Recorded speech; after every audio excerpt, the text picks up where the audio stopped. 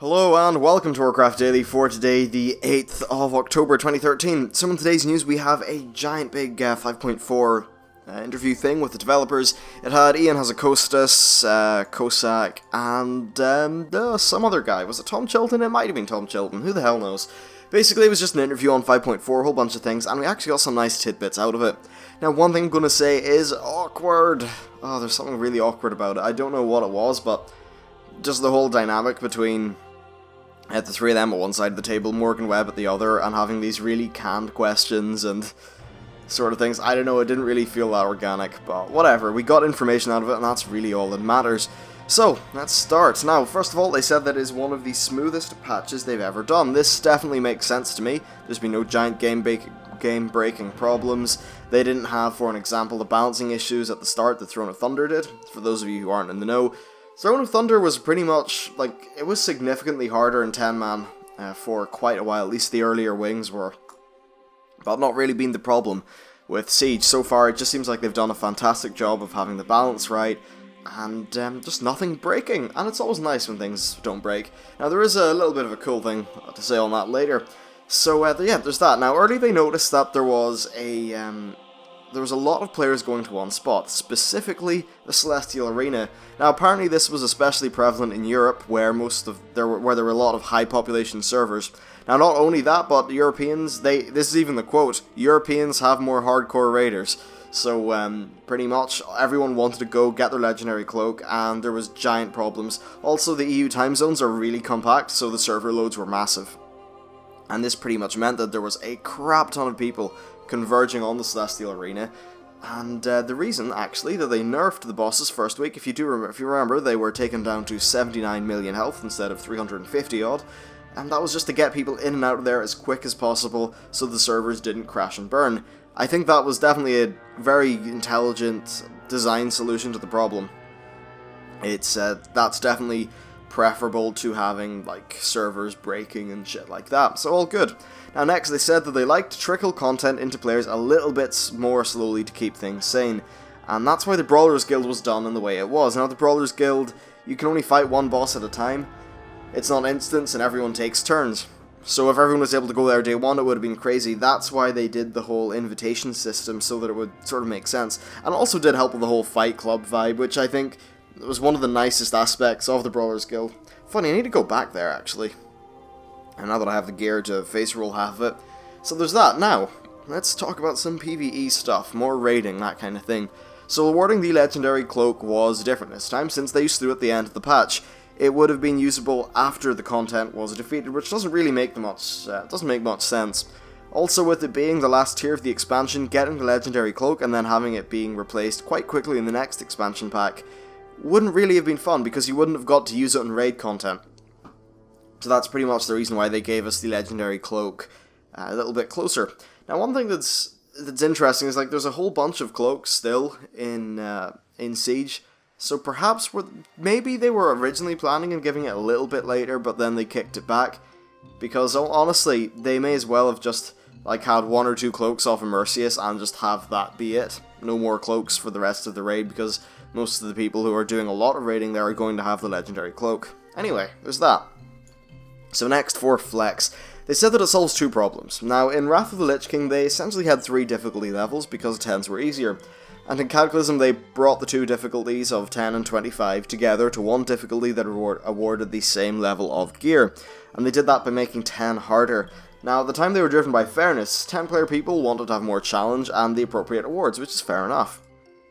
So they think that it improved things for structured 10-person guilds, but it also removed a space that was filled by a lot of other guilds, and removing a space is never something you want to do. If people are happy doing their thing, you should never take that away from them, especially in a subscription game like World of Warcraft. Honestly, I think that's one of the key downfalls of Cataclysm, that and the fact that there was no viable alternative to Heroics, given the difficulty of Heroics at the start. So it adds that sort of ICC 10 vibe back in, which gives these people more of a thing to do, and definitely it also will resolve a whole bunch of social issues, and that's really the second thing. It doesn't matter how many people you have, as long as it's 10 plus, you're able to do stuff. So right now they're very happy, and they think it's actually exceeded their expectations, And just to give you some stats, over 50% of the flex raids in the previous week had 2 or more raid sizes during the raid, so that means people coming and going. That does mean it's truly being used in its sort of flexible capacity. And one thing I would like to point out, though, that could be, I don't know if that would include people rage quitting a pug, I'm not sure. But they also said that secondly, in NA and EU, there was as many flex raids done as scenarios.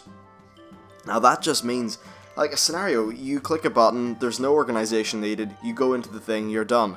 Flex raid has, Flex raid has got a bunch of preparation still, because you need to get people together, all that stuff, so it's pretty crazy that so many people are doing flex guilds.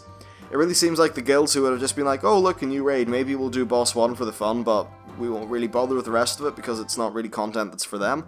Well, now flex is a thing they can do, that's just fantastic. Now they also said that as for melee and ranged balance, they think that they could always do more, and Ian Hazacosta said that Siege of Orgrimmar is definitely one of the more melee-friendly raids, basically, in his experience, and that was kind of a little bit of design. So the things like target switching and multiple opponents are also quite fun in boss fights. They do enhance a lot of mechanics, and they will appear more. Now the thing is that when there's target switching, a hunter just clicks in the new target or tabs and kills them, whereas, say, a rogue has to run 40 yards to the next target.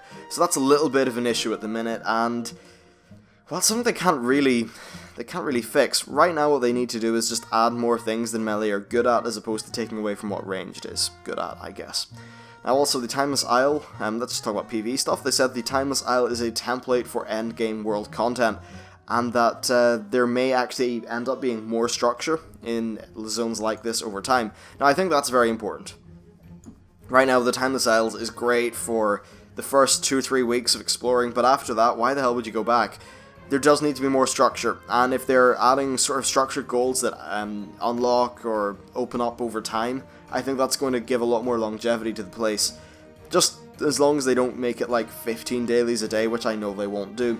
Now they also want more discoverable things as people level up, so the example he gave was, say you're leveling up, you see a pirate ship off the coast, well, you go to the pirate ship and there's maybe a cool thing there that you can do. It's not in your map, it's not a quest, it's just a cool thing in the world. I think that's fantastic. It encourages exploration, which I think is very good. And I suppose a lot of you probably already know my main criticism with Cataclysm and Mists of Pandaria leveling is that it's been too linear and too full of gimmicks. Well, while this wouldn't really help with a gimmick problem, it would at least serve to break up the linearity if there are things to discover on the way that are not a bespoke part of the quest flow. So yeah, I think that's actually really fantastic. That and plus more dynamic events would be nice in the leveling zones. Now let's move on to some miscellaneous things. So on the topic of storage space, I said pace, I think. English. And stack sizes, they said that they try to make them make sense, pretty much. They think that bags are essentially nearly always full, and that's just a thing in MMOs. It's kinda right. Now in terms of real solutions, they're looking for centralized places for heirlooms and toys.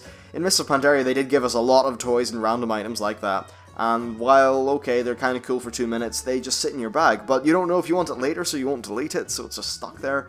Well, if these things were just to disappear off into like something like a mount or pet browser, and that is what they said, they pretty much said that's what they're doing, then it would be great. Cut down the bag space, or at least the bag usage from those permanent items. So yeah, I think it's pretty good. That will help out a lot. They also said that they had not had an opportunity to do gnomes in the cinematics. Gnomes actually didn't exist as of the time of the WoW cinematic. The original one, that is. And in expansion since, there hasn't been much of an opportunity to showcase them. Honestly, how the fuck can you showcase a gnome?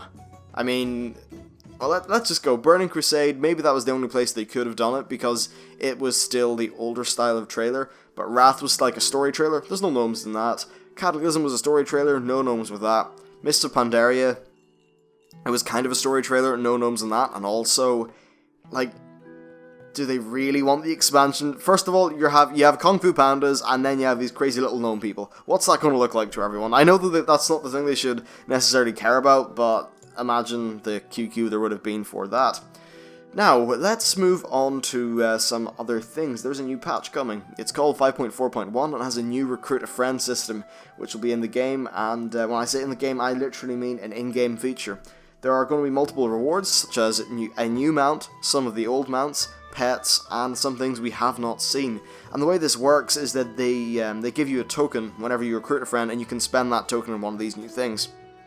That's all we know about 5.4.1, but because it's like a third decimal place patch. Wait, is that third or second decimal place? 5 point... yeah, third, fuck it, whatever, maths, it's too early in the morning. Yeah, because of that, it pretty much means it's not a big content thing, it's just a new system patch, and I think that's pretty damn cool. And finally, for BlizzCon, they said there's going to be new and exciting things for World of Warcraft, so who the fuck would have guessed that? Not me.